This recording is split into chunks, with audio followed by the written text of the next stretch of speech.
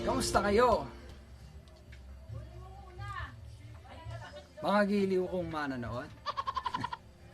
So meron akong bibilin sa labas para sa tindahan. And nag-iisip ako kung kung gusto ko kayong isama, no? Para lang ma-vlog ko 'yun. Kasi nga gusto kong i-apply yung natutuhan ko kanina sa sarili ko rin habang pinapanood ko yung vlog ko na ano mang hirap yung maranasan mo sa gusto mong gawin. Pagpatuloy mo lang. Kasi merong magandang mangyayari sa dulo. Ayun yung huling sinabi ko dun sa vlog na yun. And wala lang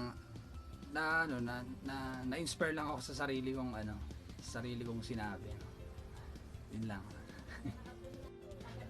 So tingin ko itong vlog na to masusundan na. Ay hindi, ito pala yung kasunod nung huli kong in-upload. 'Di ba? Yung huli kong in-upload na na wag magdahilan. Just start. Sa wakas, nasundan na rin. So, sana masundan pa ulit. Ganun pala dapat mag-vlog. Dapat pala ganun yung energy. Sige. Copy. Congrats to me. Wala, na-inspire lang ako. And let's go!